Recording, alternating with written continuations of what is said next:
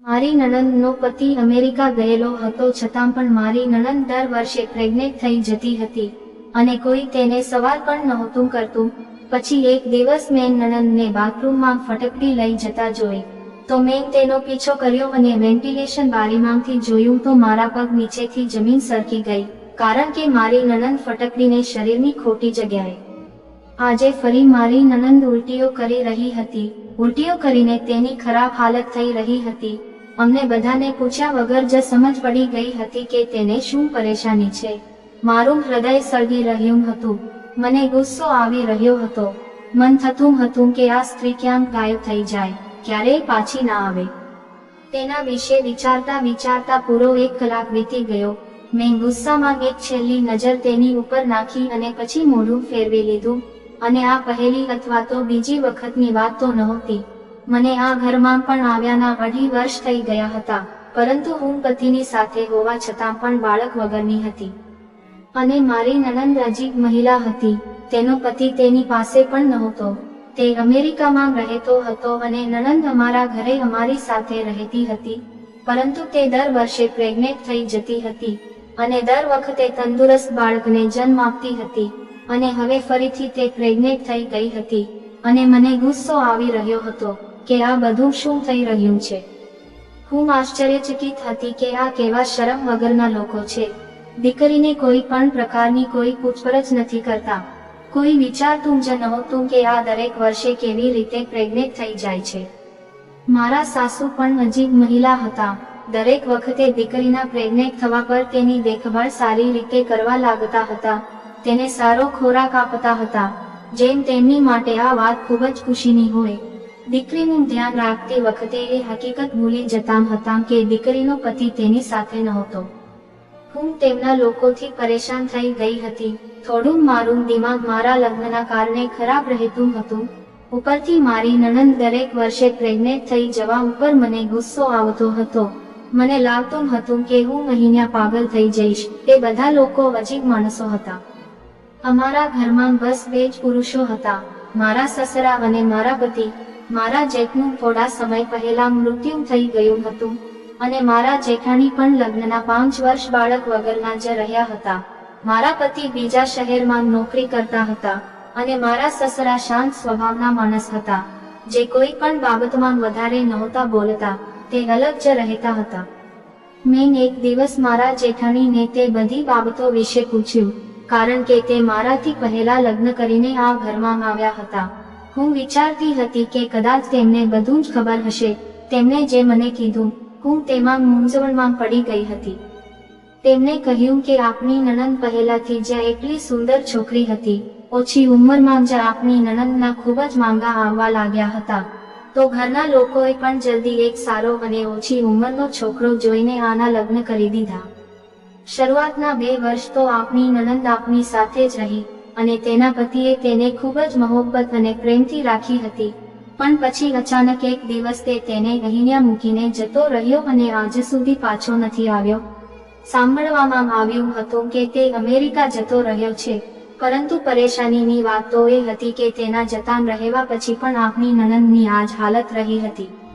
દર વર્ષે પ્રેગ્નેન્ટ થઈ જતી હતી.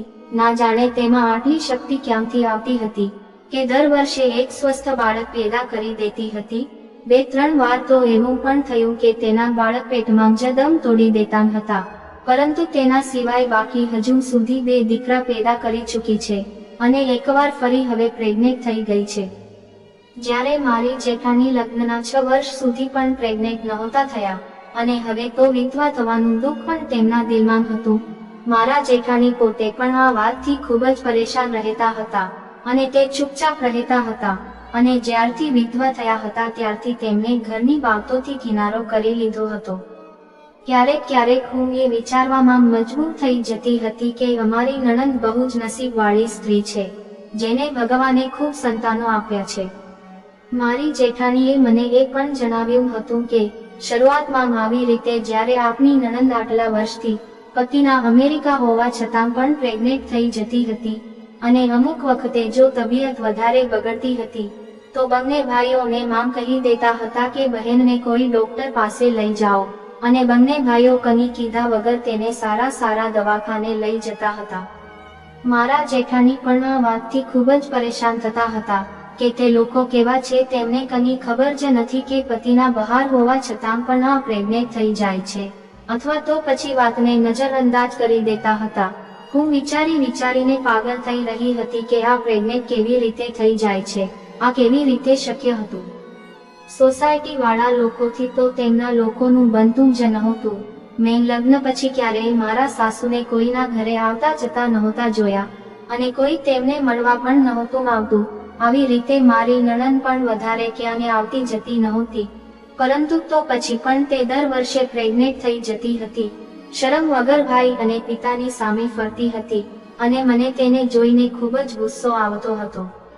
મારા જેઠાણીની ઈચ્છા નહોતી કે તે કોઈની બાબતમાં વચ્ચે પડે, પણ તેમની વાતોથી મને અંદાજો આવી ગયો કે તે પણ અમુક દિવસો સુધી આ અજીબ વાતના કારણે અમારી નણંદની શોધમાં રહી.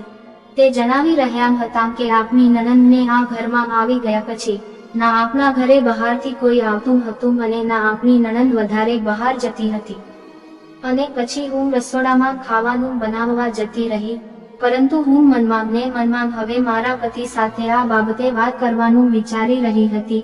અને હું આજે સાંજે એ જ વિચારી રહી હતી કે જલ્દીથી મોકો મળે તો હું તેમની સાથે વાત કરું. અને તે આવ્યા ત્યારે બસ બધાની સાથે ખાવાનું ખાઈને તેમના મમ્મી પપ્પાની પાસે જઈને બેસી ગયા. અડધી રાત સુધી હું આતુરતાપૂર્વક પતિના રૂમમાં આવવાની રાહ જોતી રહી, પરંતુ ઘણી વાર પછી તે રૂમમાં આવ્યા તો મેં તેમની સાથે વાતો કરવાનું શરૂ કરી દીધું, અને ગોળ ગોળ ફેરવીને હું વાતોને નણંદ તરફ લઈ ગઈ હતી. મેં કહ્યું, તમારા માટે ફરીથી એક ખુશખબર છે, તમે મામા બનવાના છો. મને લાગતું હતું કે કદાચ તે મારી વાતથી ચોંકી જશે અથવા તો નજરો ફેરવી નાખશે, પરંતુ તેમણે હામાં માથું હલાવી દીધું અને બોલ્યા, ભગવાન કરે બધું બરાબર થાય. આ સાંભળીને મારું દિમાગ ખરાબ થવા લાગ્યું. આ કેવા માણસ હતા જેને કોઈ પરેશાની જ નહોતી થતી. મેં ઠંડો શ્વાસ લીધો અને મારો ખ્યાલ તેમને જણાવી દીધો કે આવું કેવી રીતે શક્ય બની શકે. તેનો પતિ તો તેની સાથે નથી રહેતો. તે મારી વાતને નજરઅંદાજ કરતા કરતા પોતાના મોબાઈલને કાઢીને બેસી ગયા. એવું લાગી રહ્યું હતું કે જેમ તે આ વાત સાંભળવા જ નહોતા માંગતા. આખી વાત તેમના કાનમાં નાખ્યા પછી પણ મેં તેમના ચહેરાને જેવો હતો એવો જ જોયો, તો મનમાં હું આ બધાની નિર્લજ્જતા પર આશ્ચર્યચકિત થઈ ગઈ, અને ચાદર ઓઢીને આંખો બંધ કરી દીધી.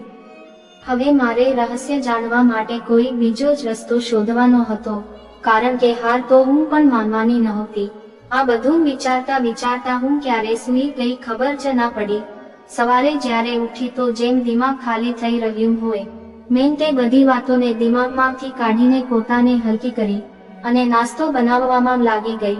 પછી નાસ્તો કર્યો, અને કપડાં ધોવા માટે અગાસીમાં જઈને મશીન ચાલુ કરી દીધું. હું પૂરા ધ્યાનથી કપડાં ધોઈ રહી હતી અને સાથે પોતાની નણંદ વિશે પણ વિચારી રહી હતી, અને કપડાં ધોતાં એ પણ વિચારી લીધું હતું કે કેવી રીતે મારી નણંદની સચ્ચાઈ બધાની સામે લાવવાની છે. બીજા દિવસે પતિના નોકરી ગયા પછી મેં મારી નણંદ ઉપર પૂરી રીતે નજર રાખવાનું શરૂ કરી દીધું, અને સમય વીતવા લાગ્યો. પરંતુ મને અમુક વખતે એવું લાગતું હતું કે હું આ ઘર ઉપર આવી રીતે નજર રાખીને ખોટું કરી રહી છું. મારી નણંદ તો એકદમ શાંત સ્ત્રી હતી, જે પોતાના કામથી કામ રાખતી હતી. એવું પણ નહોતું કે તે ફક્ત બેસીને ખાતી હતી, તેના બદલે તે અમારી સાથે કામમાં મદદ કરાવતી હતી. મારી નણંદ ચૂપચાપ બધા કામ કરતી હતી. ક્યારેક ખાવાનું બનાવવાનું મન નહોતું થતું તો નણંદના સહારે છોડી દેતા હતા, અથવા તો કંઈ ખાસ બનાવવાનું હોતું તો પણ નણંદને જ કહેતા હતા.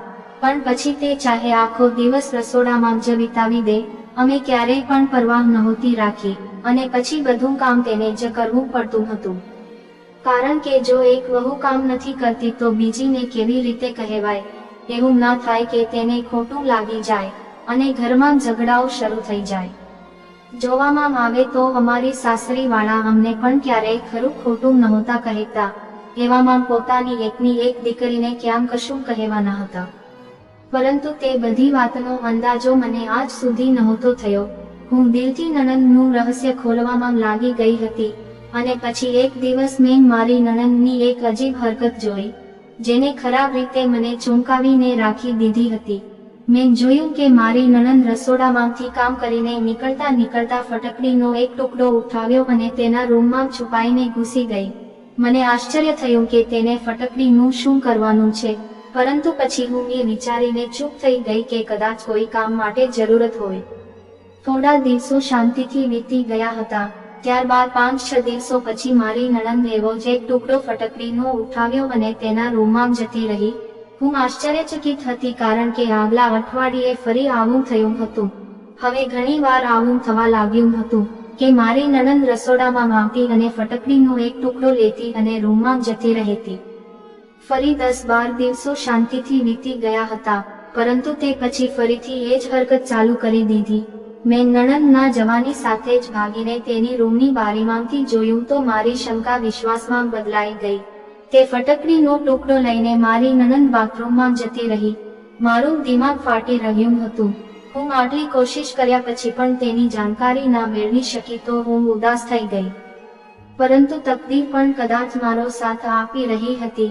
થોડા દિવસો પછી જ મારી નણંદ જ્યારે મારી સાથે રસોડામાં રાતનું ખાવાનું બનાવવામાં વ્યસ્ત હતી, તે અચાનક જલ્દીથી ફટકડીનો ટુકડો ઉઠાવીને બહાર નીકળી.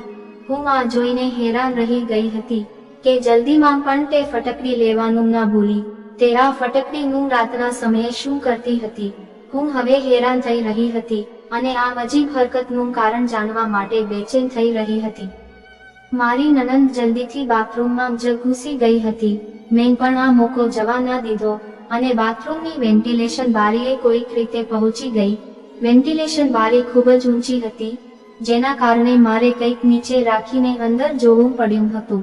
જ્યારે ઊંચી થઈને મેં અંદર જોયું તો સ્તબ્ધ થઈ ગઈ. તે દિવસનો સમય હતો, ખૂબ પ્રકાશ હતો અને અંદરનું દ્રશ્ય સાફ દેખાઈ રહ્યું હતું. મારી નણંદને ફટકડીનો અજીબ રીતે ઇસ્તેમાલ કરતા જોઈને મારા પગ નીચેથી જમીન સરકી ગઈ હતી. હું પછી પકડાઈ જવાના ડરથી ખૂબ જ મુશ્કેલીથી પોતાને સંભાળીને ત્યાંથી ઉતરી અને રસોડામાં જઈને રાહતનો શ્વાસ લીધો. થોડીવાર પછી જ્યારે મારી નણંદ રસોડામાં દાખલ થઈ તો મેં એવું જાહેર કર્યું જેમ કાંઈ થયું જ ન હોય. મારી નણંદ ફરીથી કામ કરવા લાગી અને કામ પત્યા પછી તેના રૂમમાં જતી રહી અને આમ જ થોડા દિવસો બીજા વીતી ગયા. એક દિવસ મારી નણંદને નાવું હતું અને તેના બાથરૂમમાં પાણી આવવાનું બંધ થઈ ગયું હતું. મારા સાસુએ તેને કોઈ બીજા બાથરૂમમાં નાવાનું કહ્યું તો મારી જેઠાણીએ તેને કહ્યું કે જો મન હોય તો મારા બાથરૂમમાં નાઈ લે. તેને તરત ના પાડી દીધી. હું એ વિચારતી રહી હતી કે તે ના કેમ પાડી રહી છે, કારણ કે આ તો સામાન્ય વાત હતી. કોઈના બાથરૂમમાં નાવું કોઈ પરેશાની વાળી વાત તો નહોતી.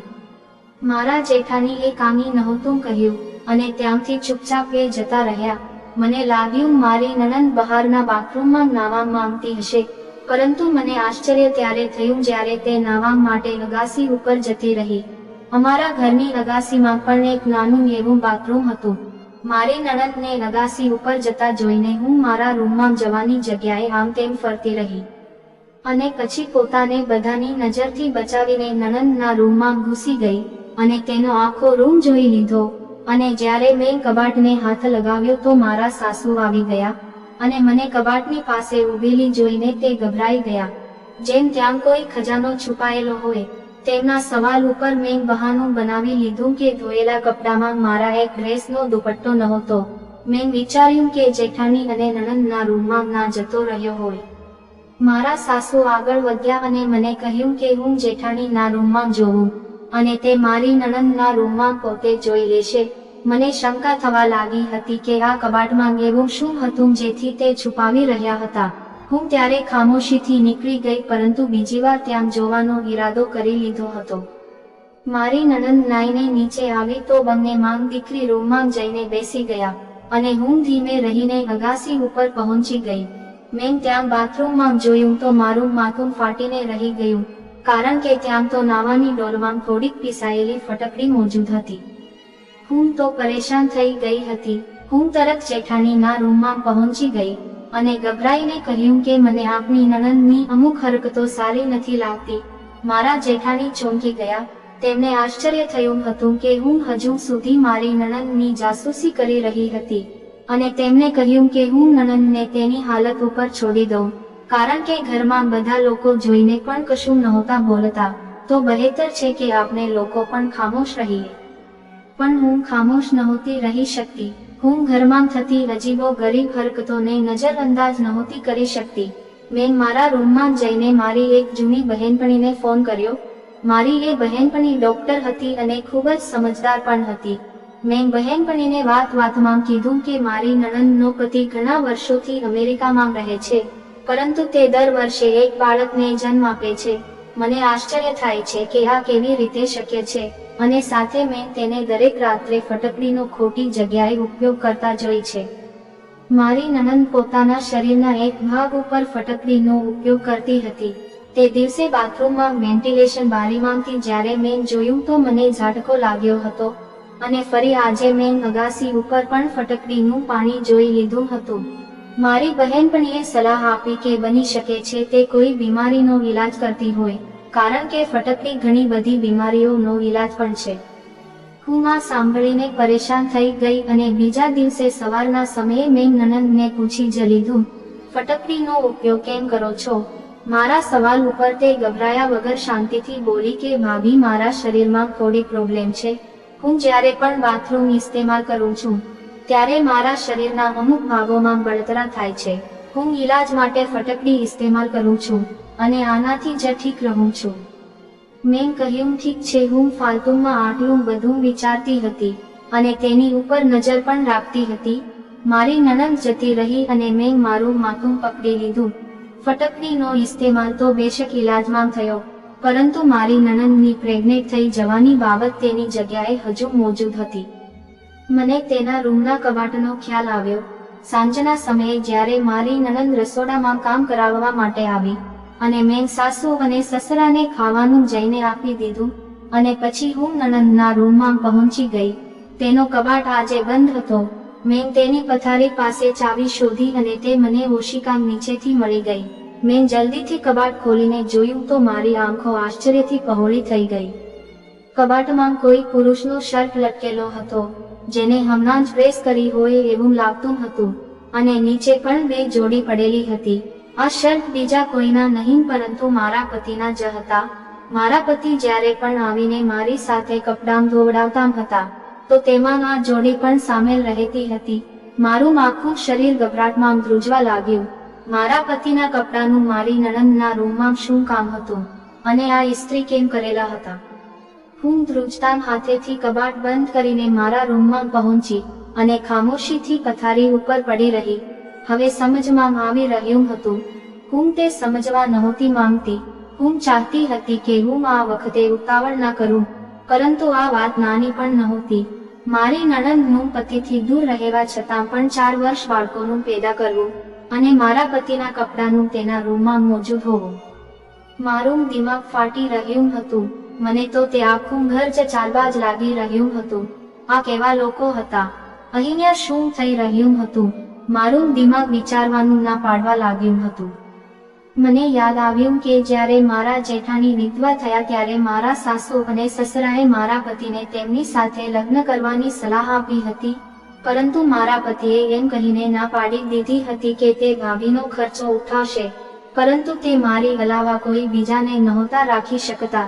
તે બધું સાચું હતું કે એક સપનું? મેં ખૂબ જ ધ્યાનથી નણંદની જાસૂસી કરવાનું ચાલુ કરી દીધું, પરંતુ હવે મારા માટે રાત્રે સૂવાનું મુશ્કેલ થઈ ગયું હતું. ઘણીવાર રાત્રે ફરતી રહેતી હતી. મારી નણંદ કોઈક રાત્રે પોતાના બાળકોને પોતાની પાસે સુવડાવતી હતી, અને કોઈક રાત્રે બધા બાળકો નાના અને નાની પાસે સૂતા હતા, અને મારી નણંદ એકલી રૂમમાં સૂતી હતી. મારી નણંદની દેખરેખ રાખવા એક દિવસ હું સવારે 5 વાગે ઉઠી ગઈ અને ફ્રેશ થઈને રૂમમાંથી નીકળી ગઈ. મારો ઈરાદો નણંદના રૂમ તરફ જવાનો હતો, પરંતુ મારી નજર આંગણામાં પડી તો હું સ્તબ્ધ થઈ ગઈ, કારણ કે આંગણામાં કોઈ પુરુષનો પડછાયો નજર આવી રહ્યો હતો. પડછાયો ચાલતા ચાલતા દિવાલની પાસે પહોંચ્યો અને દિવાલ ઉપર ચઢીને બીજી બાજુ કૂદી ગયો.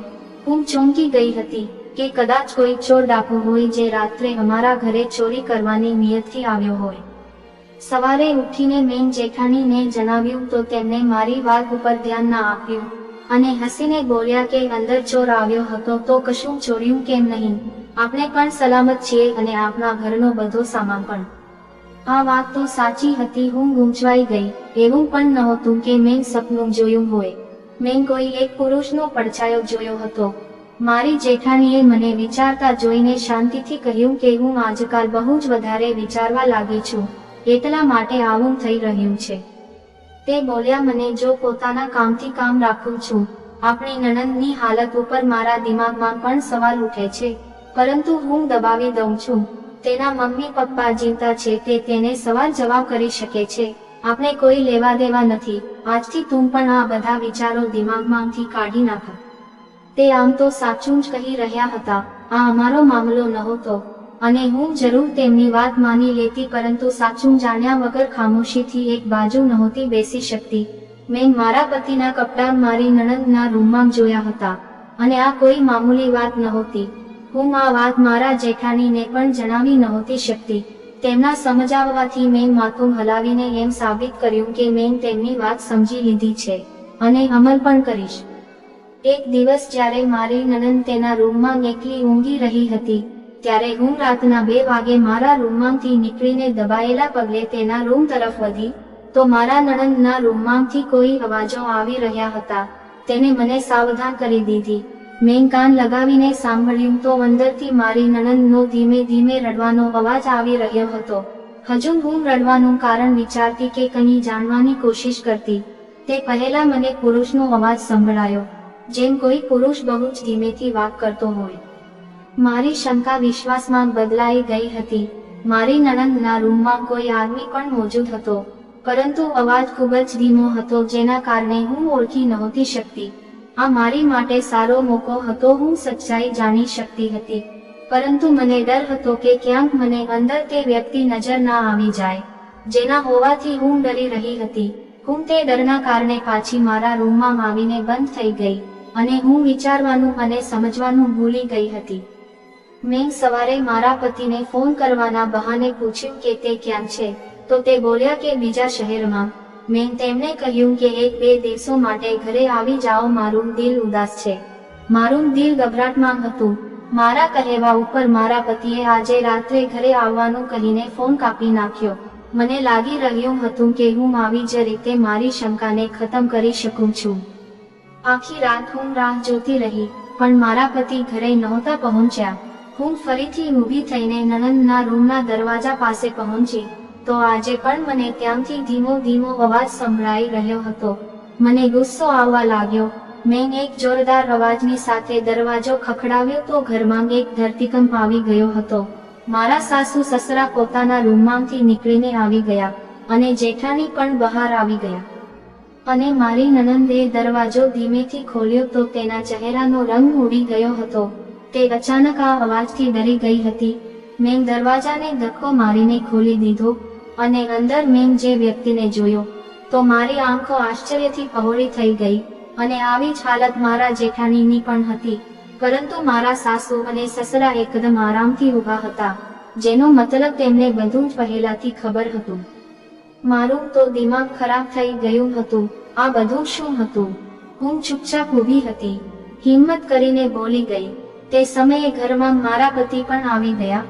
બધાને મારી નણંદના રૂમના દરવાજા ઉપર ભેગા થયેલા જોઈને તે પણ ત્યાં આવી ગયા અને આશ્ચર્યથી સવાલ કરવા લાગ્યા. હું આ હંગામો ઊભો કરીને બધાની વચ્ચે ખરાબ બની ગઈ હતી. એ વ્યક્તિ જે સામે માથું નમાવીને ઊભો હતો તે કોઈ બીજું નહીં પરંતુ મારી નણંદનો પતિ હતો.